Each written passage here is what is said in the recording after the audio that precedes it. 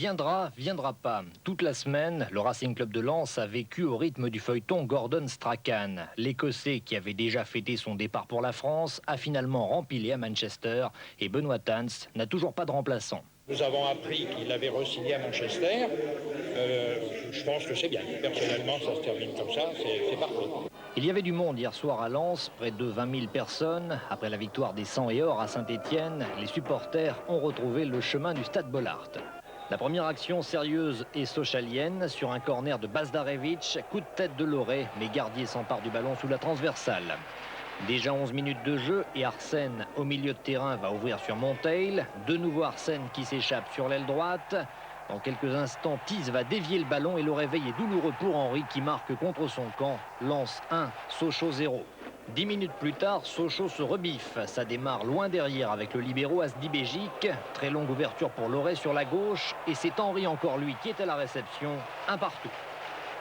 On repart avec les Lensois pour un coup franc dangereux, servi par Tobolik. C'est Sikora qui va placer un véritable boulet de canon. Rousset dégage d'une manchette très inspirée. Les nordistes vont bénéficier d'un nouveau coup franc, de l'autre côté cette fois. Centre de Dominique Lefebvre et à la réception Tobolik qui oblige à Rousset un nouvel arrêt. À quelques minutes de la mi-temps, l'arbitre M. Harel va sortir de ses gonds. Tobolik fauche Benoît Tilly. Pas de remords pour le germano-polonais lensois qui vient achever son adversaire. Pas d'hésitation pour l'homme en noir, un carton rouge pour Tobolik. Les Lensois ne sont plus que 10, avec encore 45 minutes à tenir. Tout le monde s'énerve, les supporters lensois en oublient même leur célèbre fair-play. Seconde mi-temps, même en infériorité numérique, les Lensois repartent à l'assaut avec d'abord un très long dégagement de Christophe Gardier. Successivement, Lefebvre, puis Monteil touche le ballon qui parvient à Makanaki, lequel s'échappe sur la droite. Attention à la réception, il y a Arsène, coup de tête meurtrier. Rousset ne peut que dévier dans ses filets. Lens mène désormais 2-1. Une dizaine de minutes plus tard, Sochaux rate l'égalisation. À l'origine de cette action, Jean-Christophe Thomas qui vient de rentrer et qui va démarquer Stéphane Paille, mais Gardier sur la route de l'avant-centre d'Aubiste. Pas de remords tout de même pour les joueurs de Sylvester Takak. 12 minutes de la fin, ils ont de nouveau le ballon. Tilly vient de donner à son libéro Bazdarevic.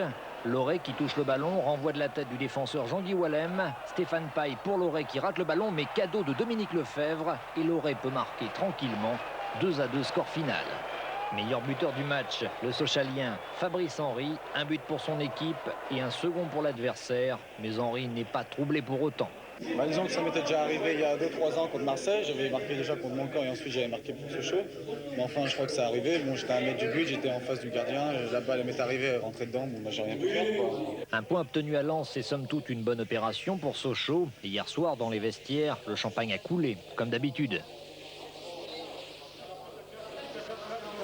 Voilà, Sochaux...